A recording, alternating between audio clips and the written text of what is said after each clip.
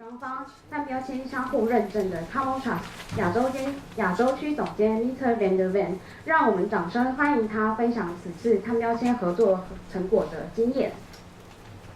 让我们掌声欢迎。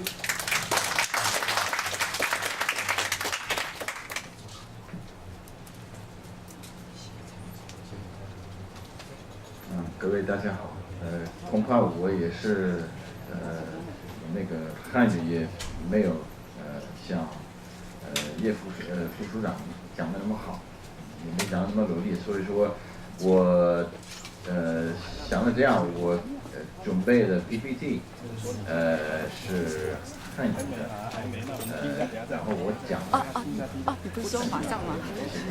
对不起啊，部长。然后呢，因为我是那个住北京的，然后所以我这个汉语是有简体的，希望大家不会介意的。这个啊。Okay, so actually my presentation is really easy because all you have to do is remember the first slide and the last slide. So in between you can forget most everything, and they'll probably be fine. And so I wanted to start with this slide, with a quick reminder, because as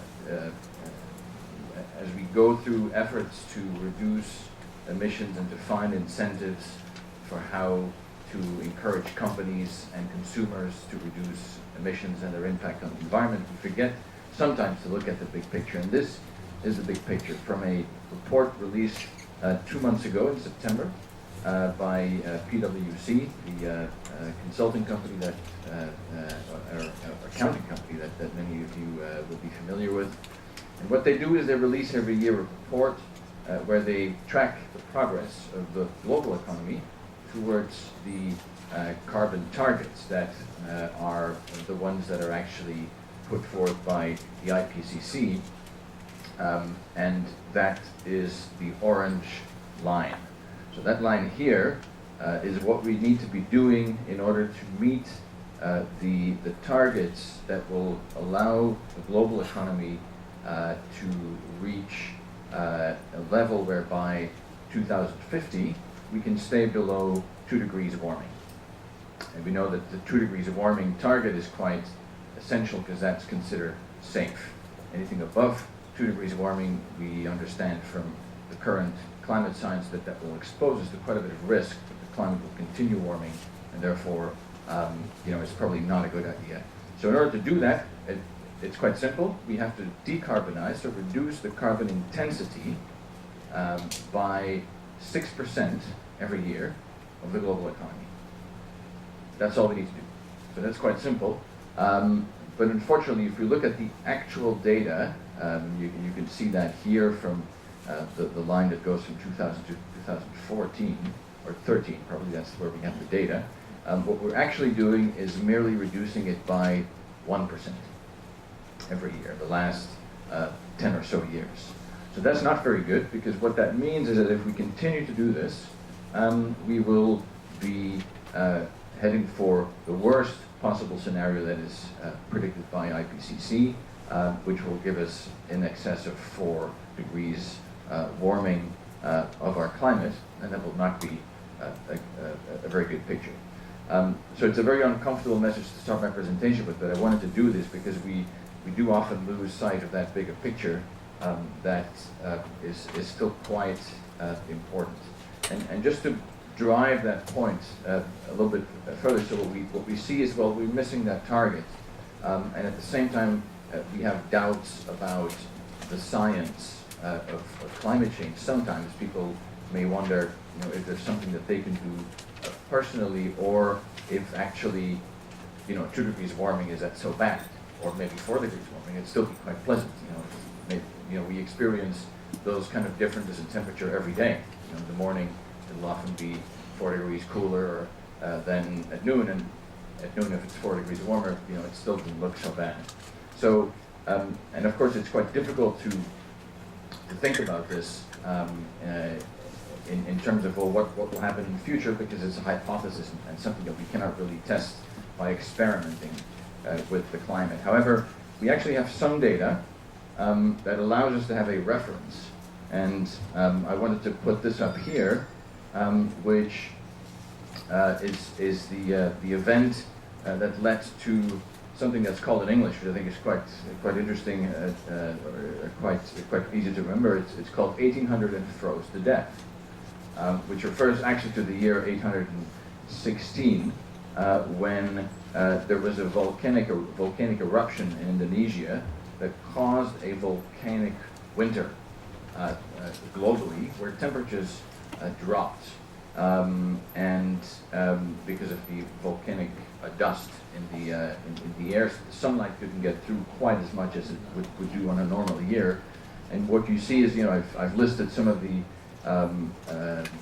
historic records that we have, both in Chinese historic records and then in also the English-speaking world.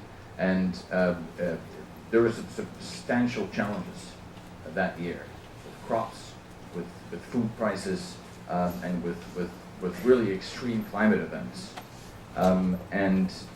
However, if we actually look at the data that we have, again from from that year, and look at the actual average temperature decrease globally, it was just 1 degree. So that's the result of 1 degree cooling for 1 year. And what you can also see from this map here, actually, is that although the average temperature dropped 1 degree, but you had a very big regional variances, which is also something that the climate scientists have told us about, that they predict that an average increase of 2 degrees is not 2 degrees everywhere. It's 2 degrees somewhere, and then 1 degree in another place, and maybe 6 degrees in another location. So that's one of the challenges with climate change, is that it's even a small variations in average temperature can be quite difficult to manage. So, enough bad news. Then I wanted to quickly introduce our company for those who are not that familiar. We were set up in 2011 by the UK Department for Energy and Climate Change as a way to work with companies and with businesses to help the country achieve the ambitious targets that Director Chris Wood already mentioned just before. We were quite a small company, 150 people only, but despite our small size, we've actually managed to work with quite a lot of large companies in the UK, including those in the FTSE 100.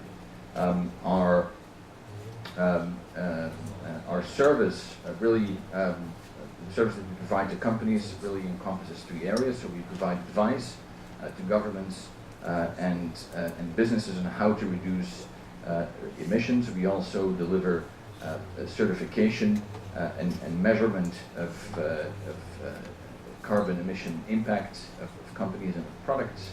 And finally, we also work to accelerate clean technology development and work also in the investment part of that area. The relation from what the first 2 slides that I've showed and our business scope is quite simply summarized here. If we look at what consumers think, and this is a research that we did recently, surveying young consumers, so people between the ages of 18 and 25, and asked them, what do you think, a number of questions, what do you think about climate change and emissions by companies, and what turns out is that there's a strong correlation with what consumers think about their loyalty to brands and how those brands can be seen to be reducing emissions, to do something about emissions reduction in their business. So if brand loyalty is at stake, and if that turns out to be a stronger supporter of brand loyalty, then this is something that companies, and especially larger companies, will pay attention to, because obviously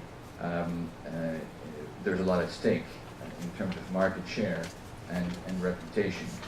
So that has led us in the UK to work with quite a few brands, big and small, starting of course with our authoring of the first product carbon footprint life cycle assessment in the past 2050, and we've worked with a number of companies to help them generate value from the footprinting of their products, both in terms of the information that becomes available to companies and then also the communication of that information to their customers. We've started exporting this know-how to other places in the world. In Hong Kong, we've been quite happy to work with the Hong Kong Chinese Manufacturers Association, and that's actually quite interesting because those are private companies who have decided that they must have a carbon label because they see this as a strategic advantage for them to develop this kind of know-how in future. There we go.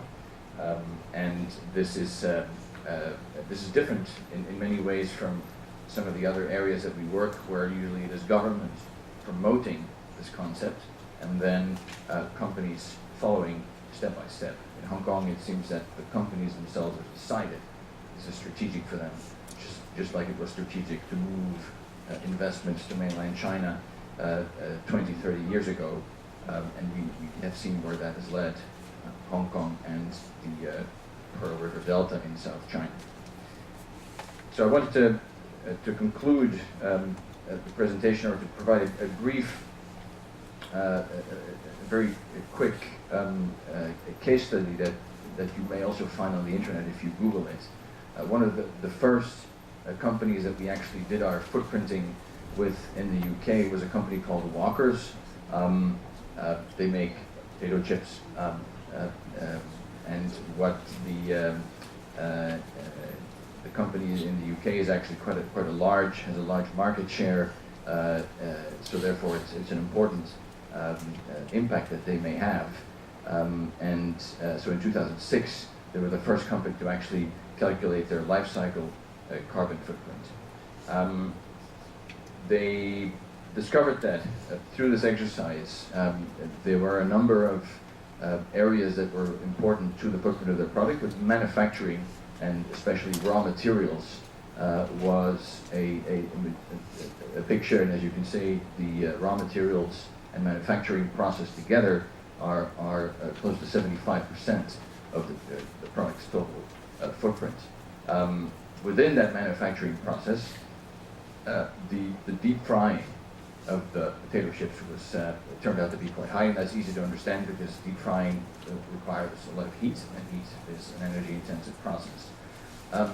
So that was very interesting. Until then, the people who worked on that exercise discovered that, well, your potatoes that you're deep frying contain a lot of water. They seem to have a higher humidity, a water density than the average potato that we know. And so we worked with the company and then with their suppliers to see what could be the cause of this. And it was quite difficult to find until we went to the potato sheds where the potatoes were stored. And then we discovered that those sheds were, this is actually not the actual sheds, it's just a picture of a potato shed that I could find, but then we looked at those sheds and saw that there was quite a bit of humidity in those sheds, and it was again quite confusing. How come these sheds are being so humid? Until we then asked, well, how are you actually paying for the potatoes? Well, we pay for them by weight. So if you're in the potato selling business, how do you increase your profit margin if you're being paid by weight? Well, if you add water, which is not very expensive, you can get more for your potato than if you have to grow it and make a bigger potato.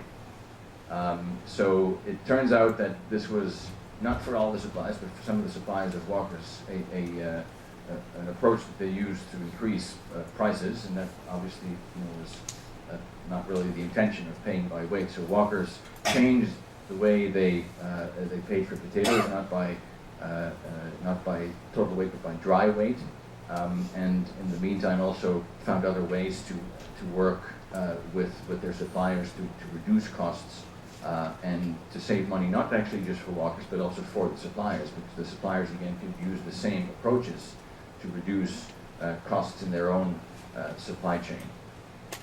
So my last slide, I wanted to finish with this, which apart from the fact that we can reduce costs for our businesses and provide consumers with information so they can make better choices, at some point, if we want to reach those 6%, there is also a real challenge or a real question, an uncomfortable question we have to ask ourselves is, what is the effort that we're willing to take to have a sustainable economy and a sustainable lifestyle for all of us that we can aspire to. And I thought this quote from Zhuangzi was actually quite appropriate when I was reading the Zhuangzi not long ago, and so I think that was quite a long time ago, that there was already a realization that Renlei, us, we have a tendency to take more than we need, and that's perhaps something that both consumers and companies can think about. And then so I thought this was going to be the last slide, and then yesterday afternoon when I was having a bit of spare time, I walked around the park close to my hotel, and then I entered the building and up a few stairs, and then I saw another quote which I thought I must share today, and that's this quote here. And I was really impressed by that, because I thought this is quite to the point. Here in Taiwan, I think the father of the nation has, I think, understood, probably before we talked about environmental issues and 6% carbon intensity reductions and carbon labeling. I think the foundation of what makes our life meaningful is that we can ensure that it can continue, and that the conditions for it to continue in a good environment are being preserved for the next generation. So I think with that, I wanted to close and say that thank you to the partners here in Taiwan, thanks to ITRI, to EPA, and the good support by the Taiwanese companies like O'Wright for leading the way, and of course also to the British representation here in Taiwan. And I think that it's a really important piece of work where we can lead by example, and there is actually more than branding, than cost saving and supply chain efficiency. There's something meaningful by doing this, and I think that's perhaps the most valuable thing we can achieve. 谢谢大家。